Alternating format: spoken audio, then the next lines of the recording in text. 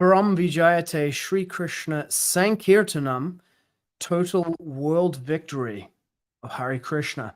My name is Sitapati Das, and this is Bhagavad-gītā As It Is by His Divine Grace Srila A.C. Bhaktivedanta Swami Prabhupada. It's chapter 4, Karma Yoga, text 1, and you better believe that tonight I'm going to be talking about the moon landing.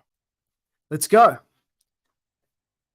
śrī-bhagavān uvāca imaṁ vivasvate yogaṁ proktavān aham avyayam Vivasvān manave prāha manur ikṣvākave bravīt. śrī-bhagavān uvāca, the Supreme Personality of Godhead, said, imaṁ, this, vivasvate, unto the sun god, yogaṁ, the science of one's relationship to the Supreme, proktavān, instructed, aham, I, avyayam, imperishable, Vivasvān, Vivasvān, the sun god's name, manave, unto the father of mankind, of the name Vivasvate, prāha, told, Manu, the father of mankind, ikṣvākave, unto King Ikṣvāku, bravīt, said. The blessed Lord said, I instructed this imperishable science of yoga to the sun god Vivasvān, and Vivasvān instructed it to Manu, the father of mankind, and Manu in turn instructed it to Ikṣvāku. Purport by His Divine Grace Srila A.C. Bhaktivedanta Swami Prabhupada. And so you know, the very first time that I read through Bhagavad-gītā in 1997, when I hit this purport, I put the book down because I could not handle the truth. You can handle the truth. Are you ready for this? Can you handle the truth? Purport. Herein, we find the history of the Bhagavad-gītā traced from a remote time when it was delivered to the royal order, the kings of all planets. This science is especially meant for the protection of the inhabitants, and therefore the royal order should understand it in order to be able to rule the citizens and protect them from the material bondage to lust. Human life is meant for cultivation of spiritual knowledge in eternal relationship with the Supreme Personality of Godhead. And the executive heads of all states and all planets are obliged to impart this lesson to the citizens by education, culture, and devotion. In other words, the executive heads of all states are intended to spread the science of Kṛṣṇa consciousness so that the people may take advantage of this great science and pursue a successful path utilizing the opportunity of the human form of life. In this millennium, the sun god is known as Vivasvān, the king of the sun, which is the origin of all planets within the solar system. In the Brahma Samhita, it is said, Yach-chakshu esha savita sakala grahanam raja samasta suramurti rashesha teja yasya gyaya brahmati sambrita kala chakro Govindamadi Purusham Tamaham Bhajami. Let me worship, Lord Brahma said, the Supreme Personality of Godhead, Govinda, Kṛṣṇa, who is the original person and under whose order the sun, which is the king of all planets, is assuming immense power and heat. The sun represents the eye of the Lord and traverses its orbit in obedience to his order. The sun is the king of the planets, and the sun god, at present of the name Vivasvān, rules the sun planet, which is controlling all other planets by supplying heat and light. He is rotating under the order of Kṛṣṇa, and Lord Kṛṣṇa originally made Vivasvān his first disciple to understand the science of Bhagavad-gītā. The Gita is not, therefore, a speculative treatise for the insignificant mundane scholar, but is a standard book of knowledge coming down from time immemorial. In the Mahabharata, Shanti Parva, 348, 51 to 52, we can trace out the history of the Gita as follows.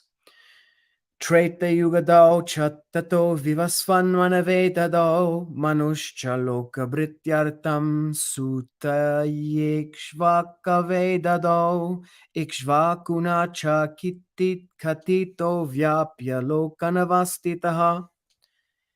In the beginning of the Treta Yuga millennium, this science of the relationship with the Supreme was delivered to Vivasvān, to Manu.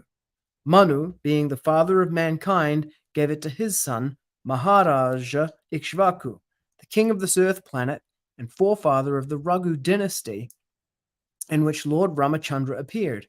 Therefore, Bhagavad-gītā existed in the human society from the time of Maharaj Ikṣvāku. At the present moment, we have just passed through 5,000 years of the Kali Yuga, which lasts 432,000 years. Before this, there was Dwapara Yuga, 800,000 years, and before that, there was Treta Yuga, 1,200,000 years. Thus, some 2,005,000 years ago, Manu spoke the Bhagavad-gītā to his disciple and son, Maharaj Ikṣvāku, the king of this planet Earth. The age of the current Manu is calculated to last some 305,300,000 years, of which 120,400,000 have passed. Accepting that before the birth of Manu, the Gita was spoken by the Lord to his disciple, the sun god Vivasvān, a rough estimate is that the Gita was spoken at least 120,400,000 years ago, and in human society, it has been extant for 2 million years. It was at that point that my mind freaked out. And here, yeah, okay, the numbers are exactly the same in here, in the edition I read. I remember the 120 million years. The Gita was spoken 120 million years ago, and a rough estimate is that it was spoken in human society, it's been extant for 2 million years. I was just like, what? 2 million years in human society? Okay, let us continue. It was re-spoken by the Lord again to Arjuna about 5,000 years ago. That is the rough estimate of the history of the Gita, according to the Gita itself and according to the version of the speaker, Lord Sri Kṛṣṇa. It was spoken to the sun god Vivasvān because he is also a Kshatriya and is the father of all Kshatriyas who are descendants of the sun god or the Surya Vamsha Kshatriyas. Because Bhagavad-gītā is as good as the Vedas, being spoken by the Supreme Personality of Godhead, this knowledge is apaurushaya, superhuman. Since the Vedic instructions are accepted as they are without human interpretation, the Gita must therefore be accepted without mundane interpretation. The mundane wranglers may speculate on the Gita in their own ways, but that is not Bhagavad-gītā as it is. Therefore, Bhagavad-gītā has to be accepted as it is from the disciplic succession, and it is described herein that the Lord spoke to the sun god spoke to his son Manu, and Manu spoke to his son Ikṣvāku. Om Jnana Timidandasya Jnananjana Shalakaya Chakshur Unmilitam Yena Tasmai Sri Gurave Namaha. Changes to 4:1. Okay, the change from Blessed Lord to the Personality of Godhead, Lord Sri Kṛṣṇa. The royal order of all planets beginning from the sun planet.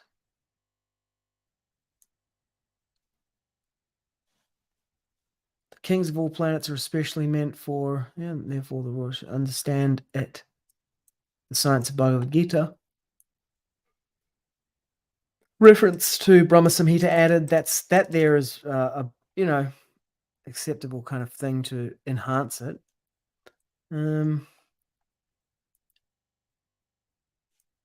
Yeah, okay, this is actually more as an edit, sure, because Treta Yuga does not mean a millennium. It is the millennium known as Treta Yuga, sure. King, yeah, no need to change that. Ooh. Okay, misplaced end of that quote there. Interesting. Yeah, so there's a couple of changes, like, okay, Didn't need to do the comma. This misplaced here quotation, that's a mistake. And then that's a good thing to fix.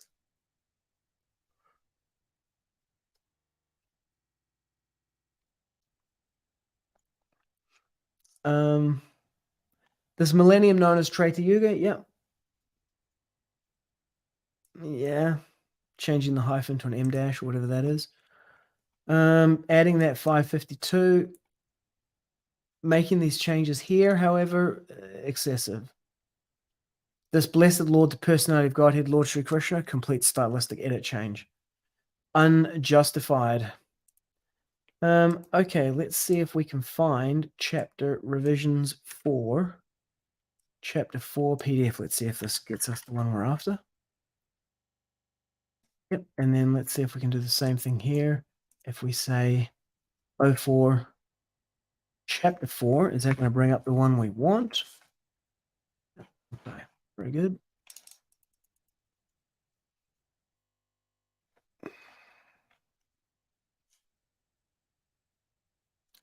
New paragraph begins here. Nah, these non-restrictive clause stuff, forget it. This kind of stuff, the comma after disciple erroneously sets off what is meant to be a restrictive phrase. Dude, that kind of stuff was not appropriate for you to do. To go in and fix like obvious, real, serious errors, sure, but not this kind of like, I'm just going to re-edit it, you know? No.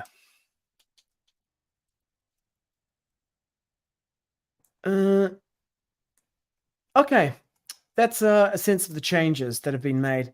Now to the verse itself.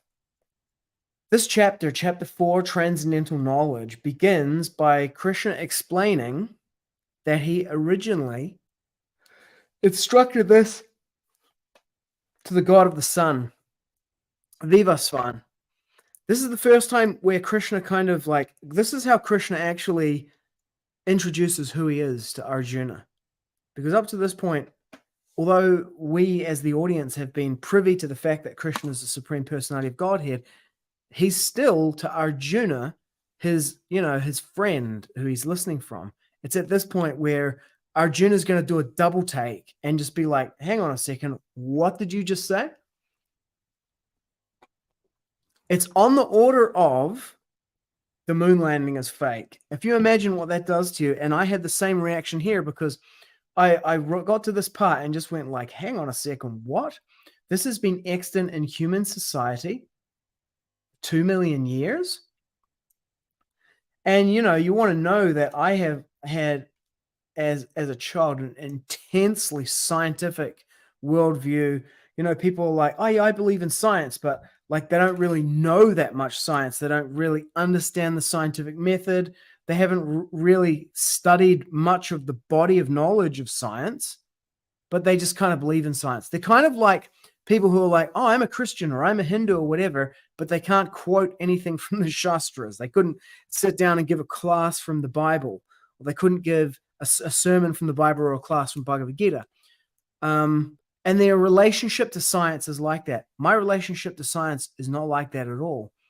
I read hundreds and hundreds of books. I was reading the dictionary, had encyclopedias at home, the whole thing.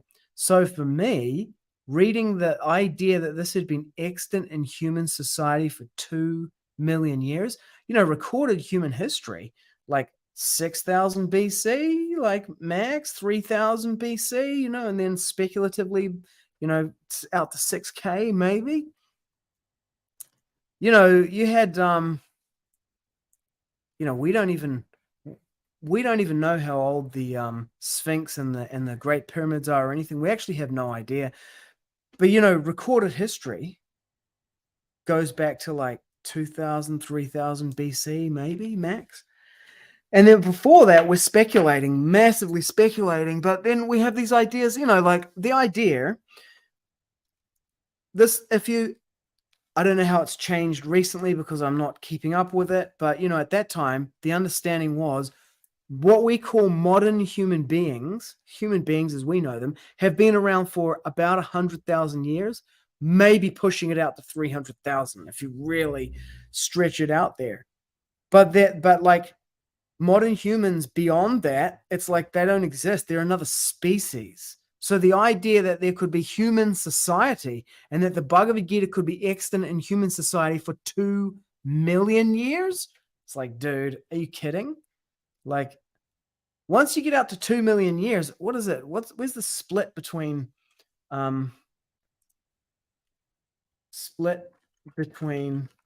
humans and chimpanzees?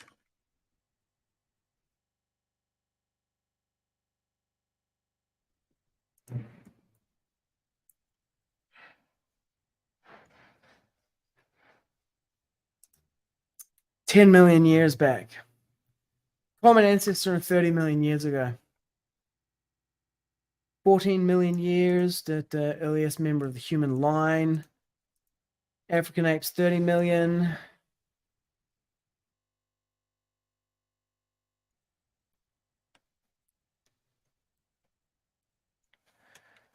Let's have a look at the age of modern humans.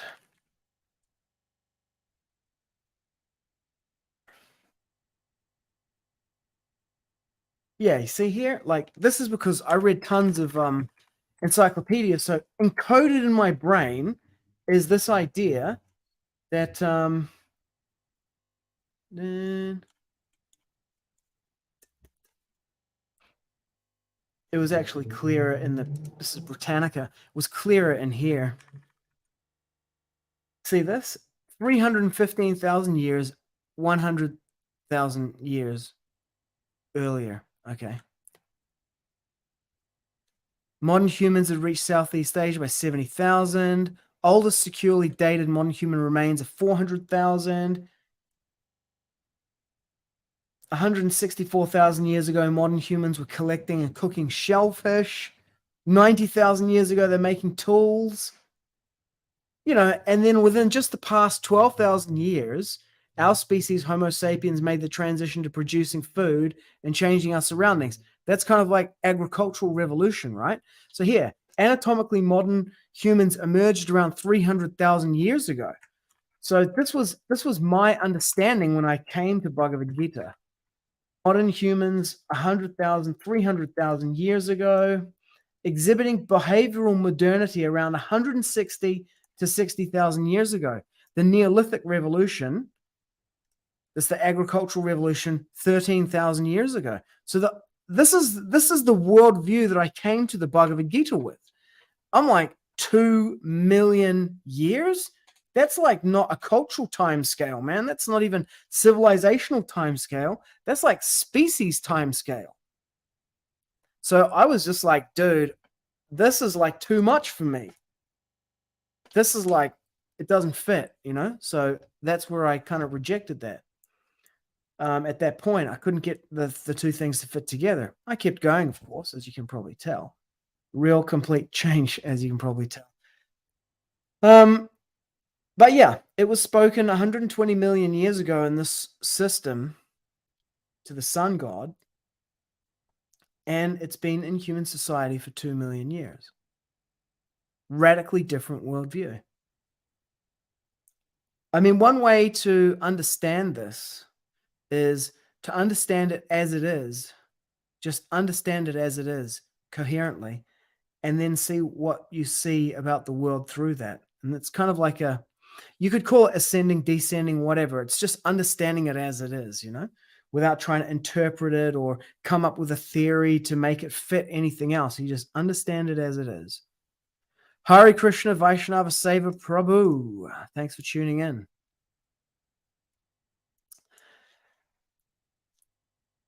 Yeah, so the Gita has to be understood without mundane interpretation, because that's a mundane interpretation. Mundane wranglers may speculate on the Gita in their own ways, but that's not Bhagavad-gītā as it is. You know, trying to make it fit, you know, trying to make it fit into the world. So this moon landing that's, you know, recently taken place is of the same nature of this. It's like a real shock to the system. So, you know, devotees in ISKCON are like, oh, you know, there's different ways that we can understand what Prabhupada said, but you can't represent Srila Prabhupada and pretend that he didn't straight out call the moon landing a hoax. This is from the Srila Prabhupada Leelamrita. There are so many. You just Google moon landing in the Vedabase, we'll have a look at a few different examples of it in here. This is from the Srila Prabhupada Lilamrita. The second moon landing by American astronauts was scheduled for mid-November, only a few weeks away. So what's that? 69. They landed the first time in July. Was the second moon landing in the same year, or was it? I guess it was, right? Apollo 12, November 1969, maybe? Yeah, November 1969. So it's the Apollo 12. So this puts us in mid-November, a few weeks away, beginning of November or end of October 1969. For months, the moonshots had received much press coverage, and Prabhupada would speak of them often. Almost a year ago in Los Angeles, he had answered a reporter's queries on the possibility of man's landing on the moon.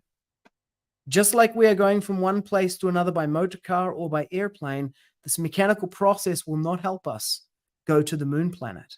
The process is different, as described in the Vedic literature. One has to qualify. According to our literature, our information, it is not possible. In this body, we cannot go there. At Tittenhurst, Prabhupada often brought up the moon landing while talking with his disciples. The moon landing was a hoax, he said one evening in his room, for they cannot go to the moon. The moon planet Chandraloka is a residence of the demigods, higher beings than these drunkards and cow-eating slaughterers who are trying to inhabit it. You cannot think this travel is allowed. Like when I migrated from India to the US, the moon planet cannot be visited so quickly. It is not possible. Srila Prabhupada's disciples accepted his statements. He was giving not simply his opinion, but the verdict of the Vedic scriptures. Because he accepted Vedic authority over modern science, so did his disciples, but not Purushottama. Detecting Purushottama's dubious mentality, Prabhupada would often joke lightly in Purushottama's presence. Someone would ask a question, "Where is Janaki?" It's Mukunda Maharaj's wife. And Prabhupada would reply, "Oh, Janaki has gone to the moon." Then everyone except Purushottama would laugh. The devotees knew of Purushottama's difficulty. He was an American and proud that the Americans were conquering space, and they knew that Prabhupada was joking about it. Purushottama was up on the latest scientific advancements. He was impressed by NASA's achievements and astronaut Neil Armstrong's giant step for mankind. So this is what they're doing with it here, same thing they did there. This is an analysis of the function that the moon landing performs. The story of the moon landing, because what the moon landing does, the moon landing, it's the story of the moon landing. So let's have a look at that. We're going to have a conversation with ChatGPT 4. Hi there. I'd like to have a conversation with you about the moon landing.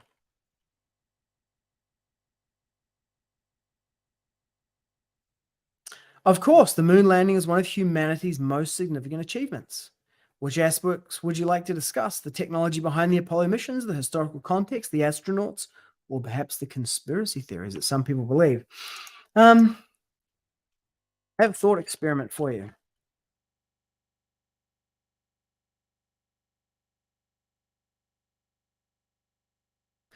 Please go ahead and share your thought experiment, and I'll do my best to engage with it. Okay, so imagine a hypothetical world in which the moon landing did not happen.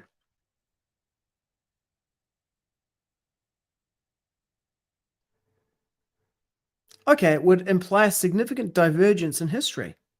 Would you like me to explore the possible reasons for why it didn't happen in this world, or the potential consequences of such a scenario, or both? Okay, I would like you to explore purely the impact on technology and the day-to-day experience of people living in this hypothetical world. Would it be significantly Would it significantly differ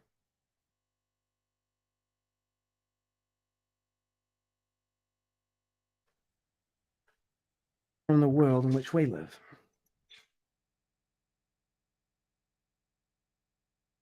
Okay, so can you see what I'm aiming at here? What would the absence of the moon landing do? Okay, space technology wouldn't exist. Okay, computers and miniaturizations, direct outcome, the push towards miniaturizing electronics. Really? Satellite technology, spin-off, freeze-fried, dried food, insulation materials. So, miniaturization has been driven by getting these devices in people's hands.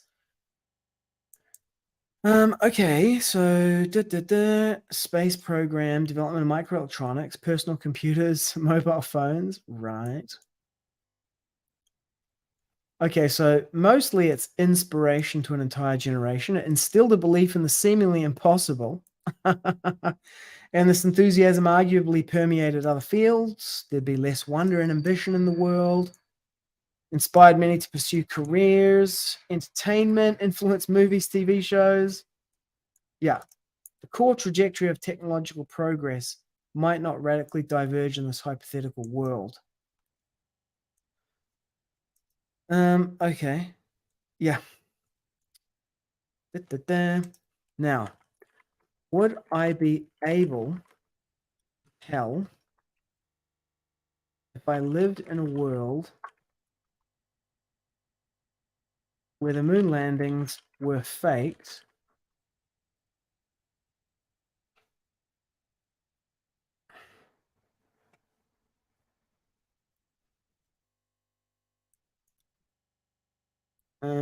Well, this is interesting. Consistency in documentation and recordings. Authentic missions would have vast amounts of consistent documentation, from training manuals to mission plans, photos, videos, and telemetry data. Faking this consistently would be a Herculean task. Damn, this took a turn I didn't expect. There were live broadcasts of the moon landings watched by millions worldwide. Faking this in real time would have been an immense challenge with the technology of the time. Right.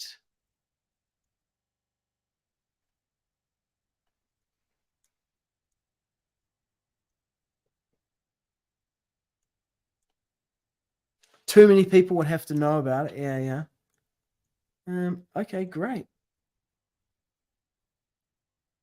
Oh man, this is gold. Let's have a look at this. Let's start at the top. Consistency in documentations and recording. Let's take the first one. Authentic missions would have vast amounts of consistent documentation, from training manuals to mission plans, photos, videos, and telemetry data. Faking this consistently would be a Herculean task. Let's have a look at this. Apollo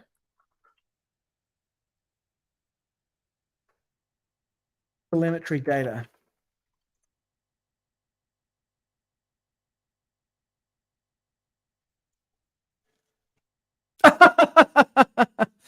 Apollo 9 telemetry tapes still stored at the WNRC. The Apollo era telemetry tapes no longer exist anywhere. However, this disappointing discovery does not mean that the Herculean effort that spanned more than 8 years ended in vain. Apollo 11 missing tapes. Hello.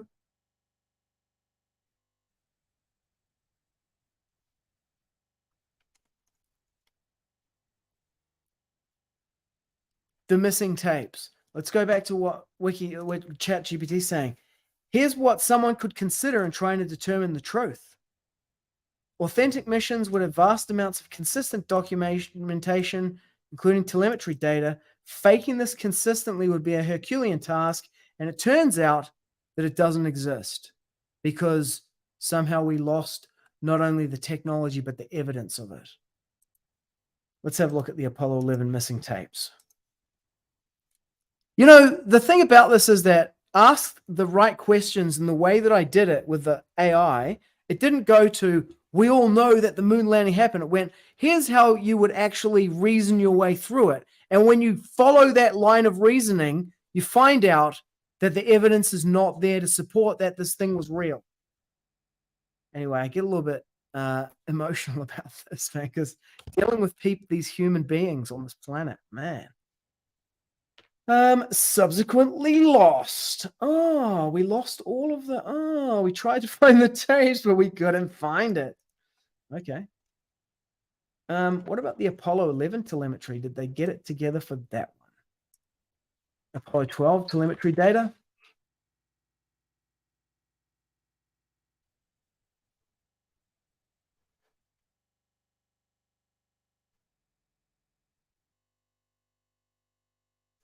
That's a great question.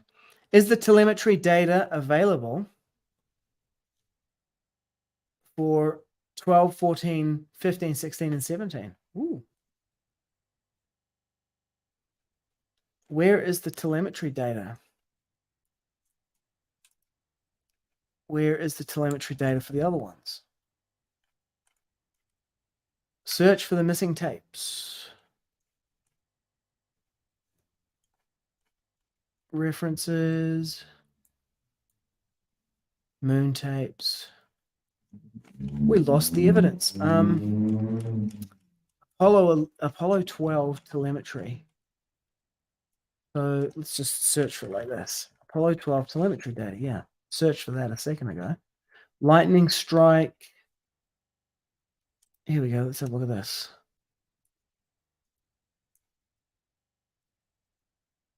A raw packet of Apollo guidance computer telemetry, descent and landing.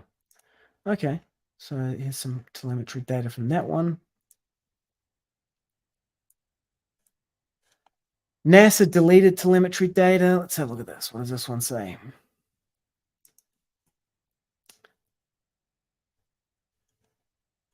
Houston, we the lost Apollo 11. The loss of the telemetry data from the moon landing.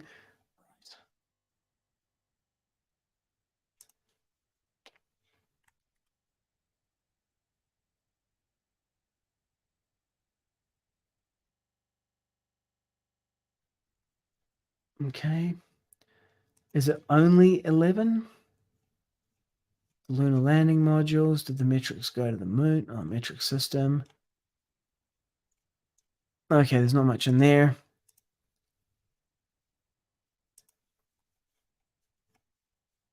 AGC telemetry.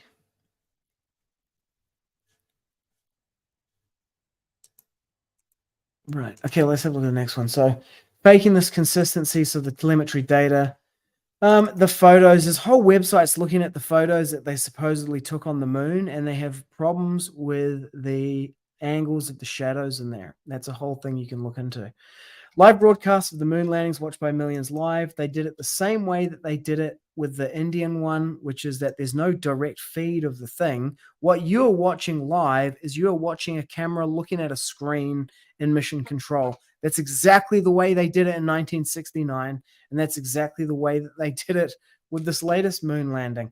This one here, moon rock samples were brought back and have been studied by scientists. Their composition matches lunar meteorites found on Earth, distinctly different from terrestrial rocks. So moon rock composition. I watched a video the other day that explained this, and it said that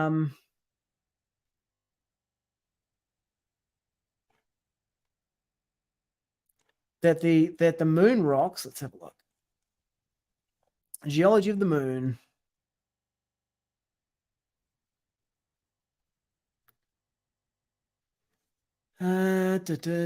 Six landings, 382. The moon, lunar meteorites. The giant impact hypothesis. So this is hilarious. So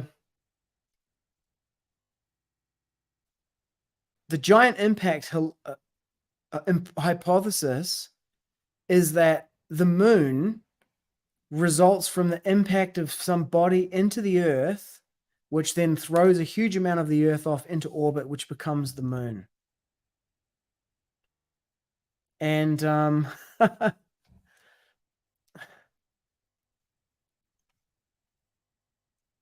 what's hilarious about that is what that means is that the the rocks that they brought back from the moon are made out of the same stuff that the earth is made out of. And this is what Prabhupada called, it's called begging the question, and it's called something.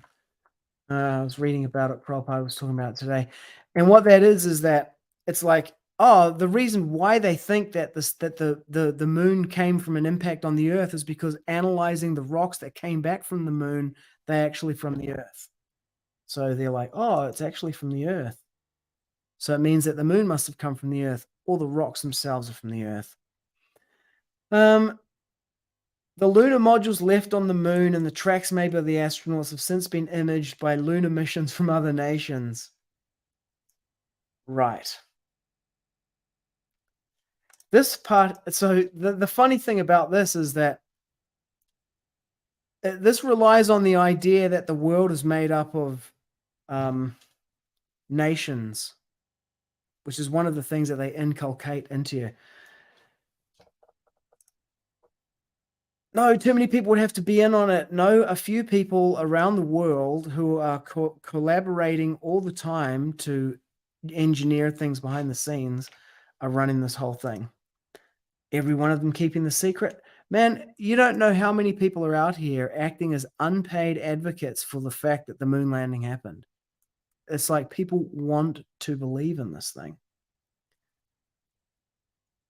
This here is another interesting one here. If you actually examine this and you have a look at the astronauts, Neil Armstrong has given no interviews, the first man on the moon. The only guy who does give interviews is Buzz Aldrin. He's constantly being, you can find videos of him even saying that it was that they never went to the moon.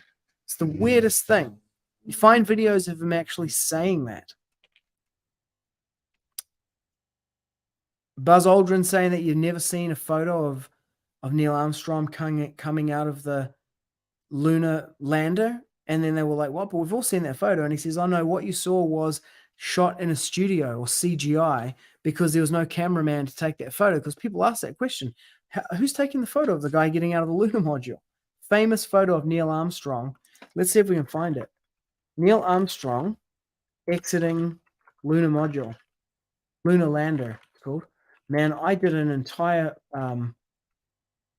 2-month-long project on the moon missions at school. The most compelling photo. The most compelling photo. Okay, it's Buzz Aldrin coming down.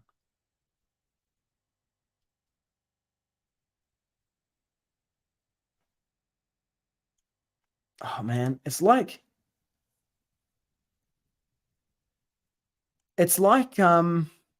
Elon Musk said it looks so fake. That's how you know it's real. Hilarious. There's a website where you can go and look at this, and it shows analyses where these crosshairs, in some cases, are actually behind objects in the scene. Yeah, very interesting. Anyway, let's go back to ChatGPT. If the USA had faked the moon landing, the USSR had every incentive to expose the falsehood, giving their surveillance capabilities and their competition in space exploration. If you read a book called None Dare Call It Conspiracy, you find out that, well, this is a well-known fact. The Soviet Bolshevik Revolution was funded by gold that came from New York. 250 of the first Soviet council or whatever, they actually came from the United States.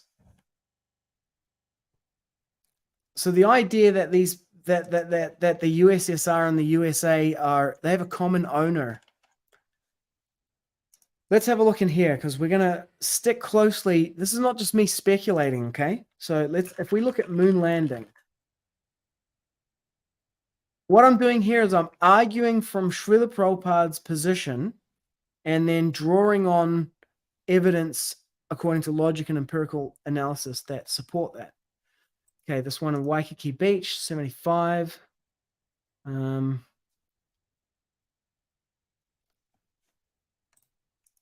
76. Waikiki Beach, that's the same one. Lelam Rita.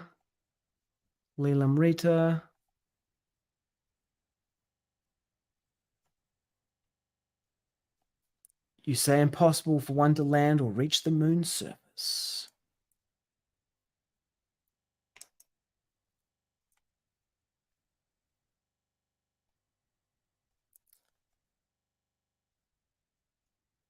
So we can find this one here by going for moon and thieves.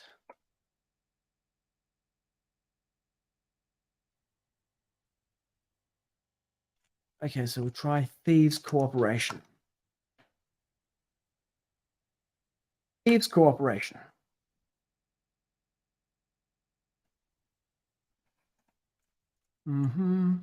It's a conversation. Srila Prabhupada's talking about the moon landing. This is not a great search. So let's say thief. Thief's cooperation. Morning walk.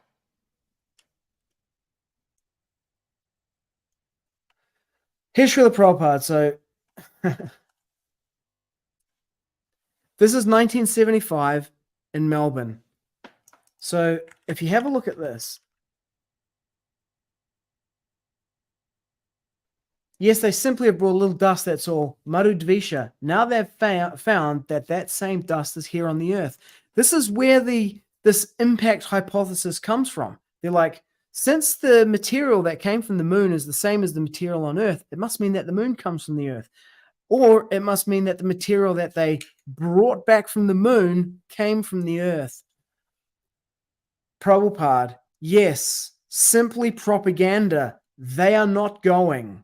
Now the Russian scientist and American scientist are combined because both of them thieves. So one thief is asking, don't expose me, I will not expose you, so that our business will go on. This is the way. Let us combine together and cheat these rascals, and otherwise, if you expose me, then I will expose you. Then our business will stop. Devotee, they are cooperating. Prabhupada, cooperating. Thief. Thief's cooperation. So the thing here is that this is Srila Prabhupada's position on this. You can agree with it or not agree with it. I happen to personally agree with it, having examined it and gone into real depth over decades looking into this. But you see, international context, the USA and USSR were in a space race during the Cold War. If the US had faked the moon landing, the USSR had every incentive to expose the falsehood. Here's the thing. The controllers, when Srila Prabhupada says the scientists, he's not talking about your man in the street, average guy who's an actual scientist following the scientific method. He's talking about what Yuval Noah Harari said when he said, science is not about truth, it's about power. Let's see if we can find that quote. Yuval Harari, science is about power.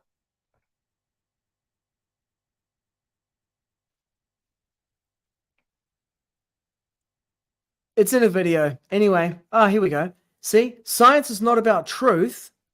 It's about power. Truth was never the highest priority of human society. It was the highest priority of some individuals, but never of society as a whole, because society does not function on the basis of truth. Science is about power, not the truth. Now, the thing about that is that when Srila Prabhupada says the scientists, what he's talking about is like the priests of science. Those who are utilizing science to control as a religion to control the human beings.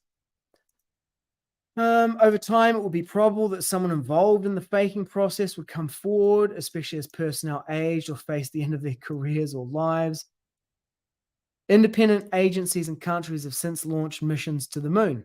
Their data would serve as verification or contradiction of the Apollo missions. So the way that this thing is used, this moon landing, is it's used as that Leela Amrita thing said, to create national pride. Let's have a look at some of Prabhupada's other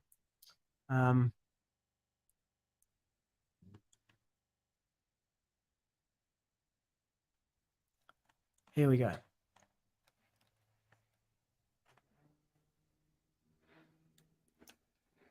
So this was Prabhupada's other argument against it based on the Shastra. As Vaishnava Seva Prabhu points out here, the moon is very far. So, according to the Vedic cosmology, the moon is further away than the sun.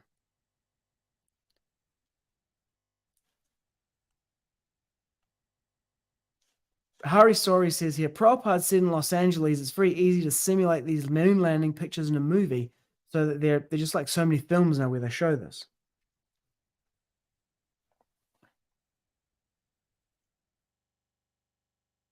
Satsvarut, people in the classes, when the students say that they do not see God, there is no proof for God, I give that argument you give. I say, well, I'm a common layman. I have no proof that we've actually gone to the moon. At least I haven't gone to the moon. Show me right away that you can prove it to me. They say, well, we have rocks. They brought back rocks. I don't believe they're from the moon. They're astonished that we could actually doubt. Ambarish, petrol station in the sky.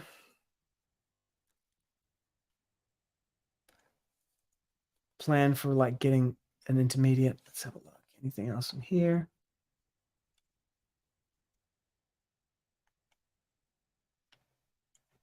So devotees are talking. Yeah, it's mostly the devotees in that one. Where was this morning walk? And when? Because remember, Prabhupada was against it. So this is 76. Srila Prabhupada didn't change his position on this. This one here is Waikiki Beach 75, I believe. June 1975. So on this one here, Srila Prabhupada comes straight out and says it in this one.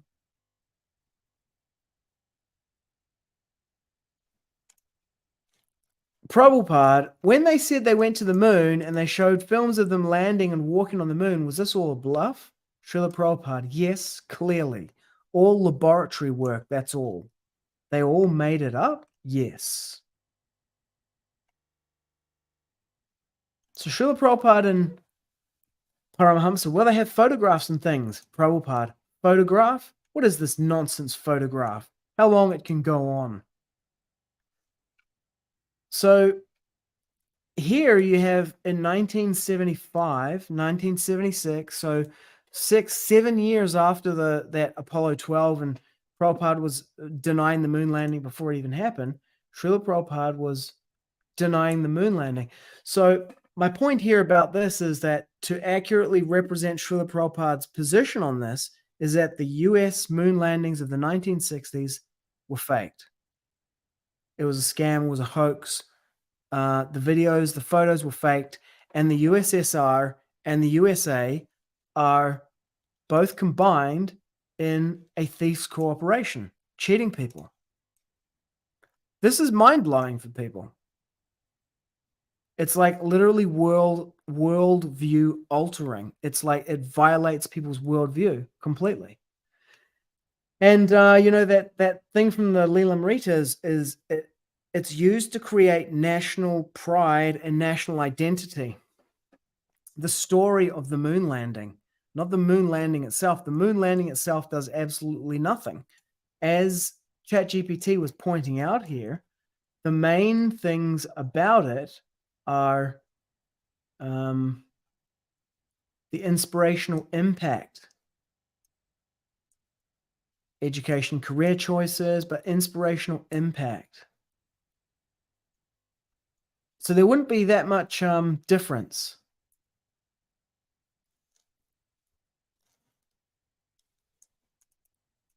I could ask, let me just ask. Would you say that the main impact of the moon landings is inspirational? That is psychological? That it has propaganda value? Mostly. See what ChatGPT says about this. Certainly had immense inspirational propaganda value, especially during the era of the Cold War and the space race. However, to characterize the main impact as purely inspirational would be oversimplification, global inspiration, national morale, STEM careers, Cold War victory, global prestige.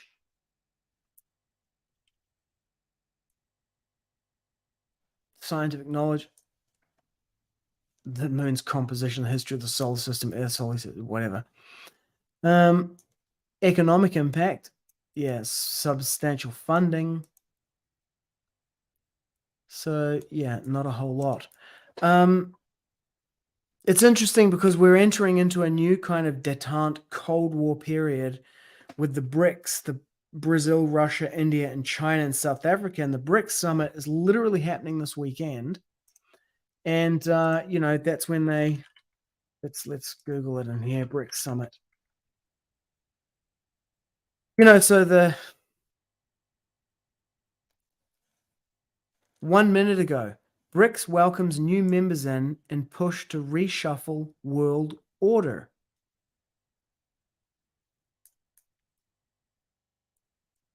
They're reshuffling the world order right now.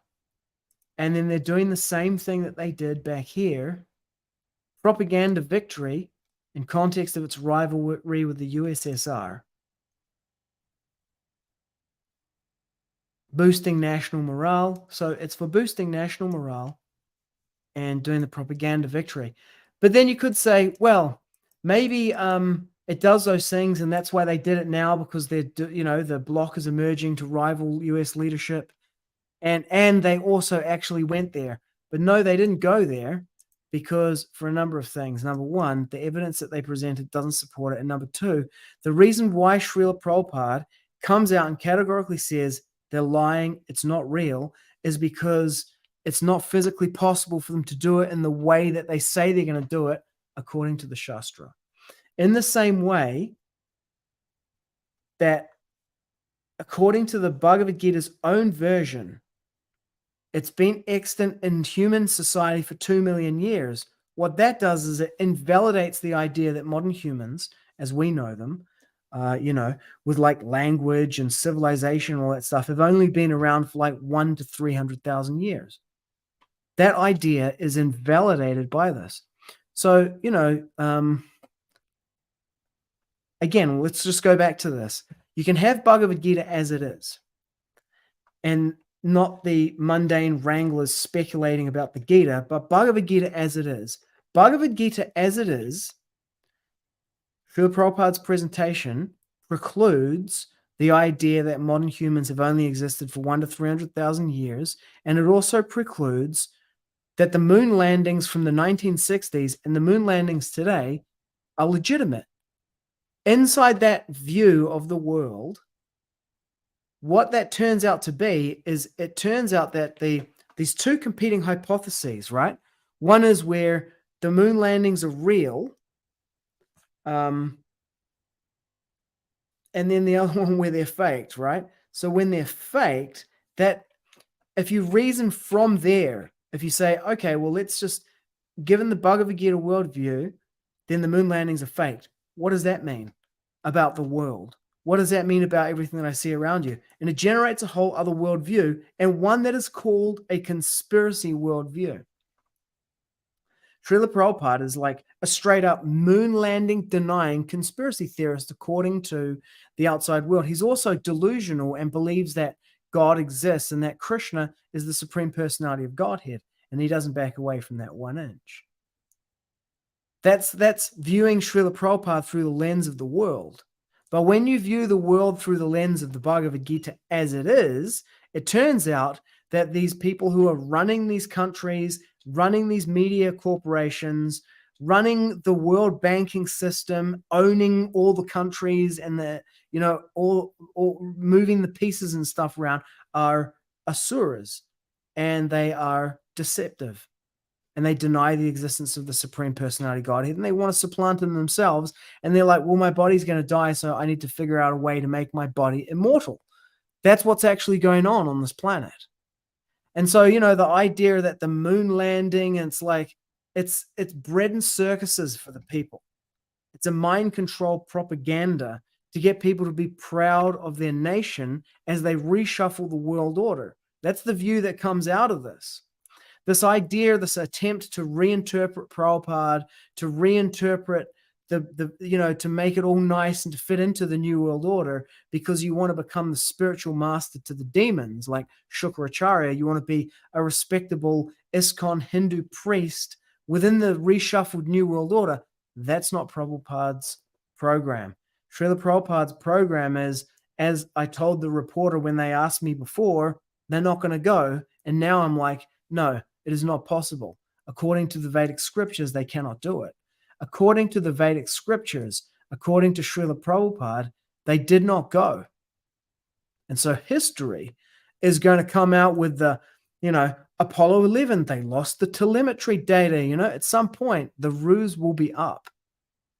But in the meantime, I personally stay true to the version of Srila Prabhupada and his perspective on the world. And it's not just like the moon landing. There's a whole worldview that's generated out of that. And among that is this point here, which first became the sticking point for me.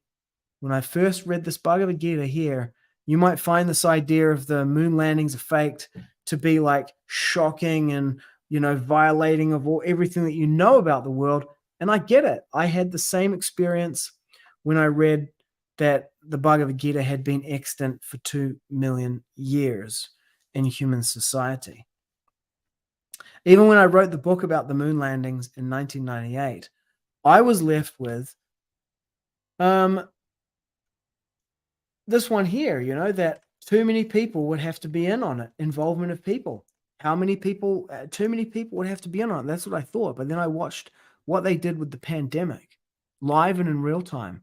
And I was like, I see how this thing works. Most people are just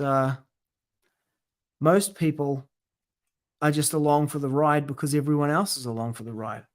Okay, let's go to the Te Reo Māori. Translate the Gita to Māori, and we are on 4.1. Let's see which edition it uses. Refresh the page. Here we go.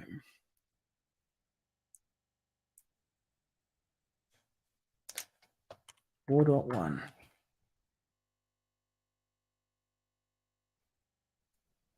All right, let's move to the 4th chapter. Hey, ChatGPT's into it. Here's the verse 4.1 from Bhagavad-gītā As It Is. Okay, it's using 1st edition. Great. Ki anate ariki whanui, I whakapumau ahau I tēnei pūtai. Tēnei, this. Pūtaiau. Pūtaiau. Whakakore o te yoga ki te atua rā, ki a Vivasvān, a ki ana a Vivasvān ki a Manu, te matua o te tangata, a I whakaako ano a Manu ki a ikṣvāku. Now let's see if that was a good translation by translating Te Reo Māori.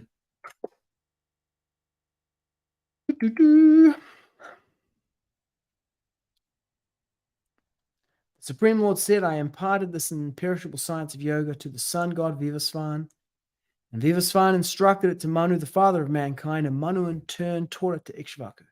This passage seems to describe a lineage of knowledge transfer of the science of yoga from the Supreme Lord to various important figures. The essence of this is reminiscent of texts from the Bhagavad-gītā, where Lord Kṛṣṇa reveals the ancient origin of his teachings to Arjuna. Not only does it reveal the ancient origin of Krishna's teachings, it reveals that Kṛṣṇa is the ancient originator. I did that. So what Kṛṣṇa has done in this moment is he's just dropped the bomb on Arjuna that, oh yeah, I first explained this to Vivasvān 120 million years ago. Boom. And then the reverberations from that are about to take place in this chapter. So this is just the perfect place to start from with the moon landing and everything. It's like smashing your conception. Arjuna's like, this is my friend Kṛṣṇa, and he just told me that he explained this to the sun god 120 million years ago. Like, what? Ki, said or speaks. Ana indicates present tense, continuous tense marker. Te ariki, the lord or the chief. Whanui. Te ariki whanui, the blessed Lord. I whakapūmau, ho I tenei putaio kore imperishable. O te yoga ki te atuara,